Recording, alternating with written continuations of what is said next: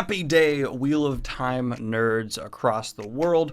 Brandon Sanderson has come out and confirmed a theory regarding one of the unanswerable questions of the Wheel of Time. So we officially have gotten an answer to something that many fans have been asking for a long time, and let's go ahead and jump into that. On Reddit, a user Little Miss Henny finished the series, congratulations, that's fantastic, good on ya, and posted a long post about their thoughts and experiences in questions. Very nice post, and I love the Wheel of Time community on Reddit. They do an amazing job with this stuff in general. And Reddit actually does a really good job of marking spoilers as well, so you should be fairly safe if you're worried about spoilers on the Wheel of Time subreddit. Just avoid the comment sections. But one of the things they asked was, spoiler warning, by the way, for Memory of Light. Need to get that out there. Almost just started without saying that. Spoilers. So Rand did die, but he was reborn into Moradin's body? Again, I was confused by the ending because he had the saw, and so how did Cadsuane recognize him? How would any of them recognize him? Where is he going? And a user responded, I made a post a while ago about this. Casting Balefire requires the soul of a channeler to wield it, like a man holding a sword, with possibly the exception of ter'angreal that create Balefire.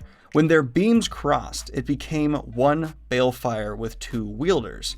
This paradox essentially linked them. Balefire removes objects from the pattern, but it cannot remove other Balefire. Balefire isn't an object. Balefire is cast and directed by one person, usually, so it's linked to their intentions, their soul perhaps. The Balefire that crossed paths became one beam, as it cannot remove itself from the pattern. One beam linking two souls as its wielder. That is why they were linked. As for the body swap, it's pretty clearly shown that what happens to Moradin, Rand feels, and vice versa. I think this is because Balefire, by its nature, must have a soul directing it, and it cannot differentiate between one person or the other, so they become merged. Both were in control of the beam for a split moment. They were one. This led to the very strange phenomena of Rand experiencing Moradin's physical experiences. So think about that. What Rand's individual body experiences, Moradin's soul, awareness, whatever you want to call it, Moradin's soul experiences, including death. Moradin died as Rand's body died, and Rand lived as Moradin's body lived. Basically, the body swap had already started to happen the moment the beams crossed, and when Rand died, it was completed. Too lazy didn't read. They had already swapped bodies the moment the Balefire beams crossed. Rand's bodily death killed Moradin's soul, and Moradin's body surviving allowed Rand's soul to live. To live, you must die. Long shot, but u/Mistborn, Brandon Sanderson's user. Any chance I'm close? Apparently you're allowed to confirm a correct theory, ? And then Brandon Sanderson responded. Disclaimer, RJ wrote these sequences, not me, and he didn't always leave great explanations of why he wrote what he wrote. He focused on getting me the information to write scenes he didn't have time to write. However, to the best of my recollection, what you outlined here is basically what RJ intended, though with a little tweak to the second part. I believe in the notes, or it could have just been Harriet relating it to me.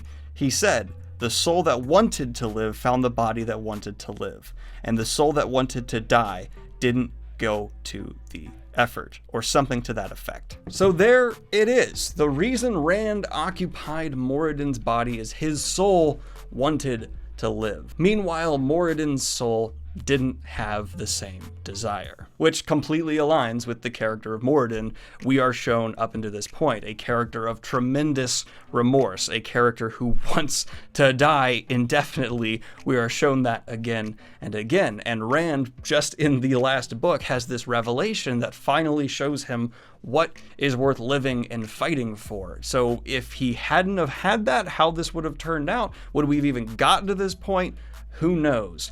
I think we would have just had seen both people die and they wouldn't have completed the swap. But in true Robert Jordan fashion, it is set up books before, it is paid off at the end. So for those of you who think the Wheel of Time is a series we're never still learning new things about, you're wrong, because we just got a pretty big one about one of the largest questions about the ending of the Wheel of Time ever. And for those of you saying, well, how are they going to do this in the show? How are they going to do that, this, that? I have no idea, but it's one heck of a cool thing to read about and experience here first. So let me know what you think of this part of the Wheel of Time in the comments down below. Full spoiler warning for the comment section. I will leave a pinned comment at the top there letting everyone know this will be a spoiler-filled comment section. But do you like this explanation? Did you already have something similar in your head? Did you have something completely different about the body swap and how it occurred? I think most people knew the Balefire crossing is what linked them, but I don't know if everyone knew it was about souls wanting to die or wanting to live.